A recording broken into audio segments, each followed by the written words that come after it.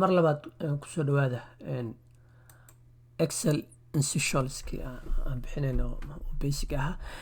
comparative operators kan kusoo qaadanaynaa comparative operatorka waxay noo sahlaan inaan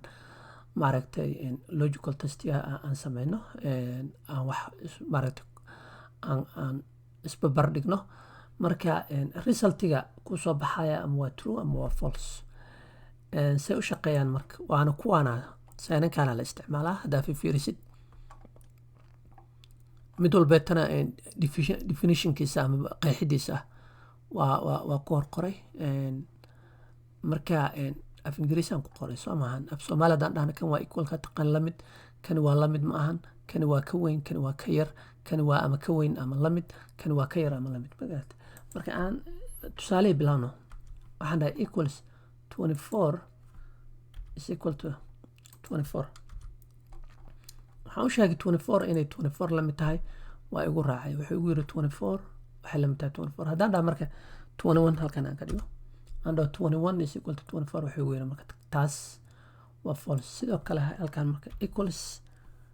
15 not equal to 20 wuxuu igu dhahay waa true 15 20 lamid ma ahan wuxuu yiri that statement is true inta waxaan leenahay equals 8 and dhahnay is greater than 20 wuxuu dhahay 8 is greater than 20 is false macni waa aragtaa adiga laftirkaaga waa ujeedaa 8 inaysan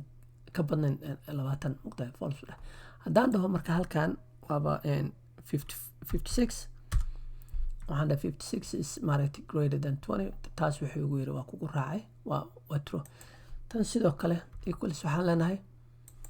less than 24 maaragtay 29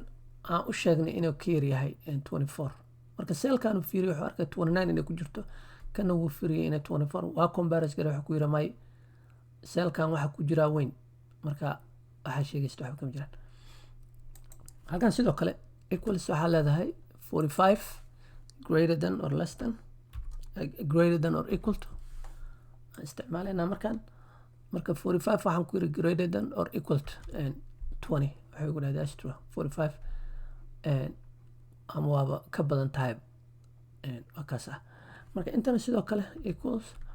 waxaan leenahay less than or equal to isticmaalena markaan eto less than or equal to 24 23 iyo 24 wuxuu dhahay wuxuu soo tuuray sidoo kale true wuxuu yiri 23 is less than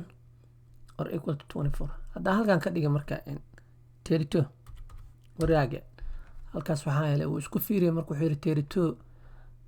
cannot be less than 24 marka comparison operatorska hadhowtii markaan aan if aan isticmaalayno aan rabno inaan wax maaragtay logical test aan sameyno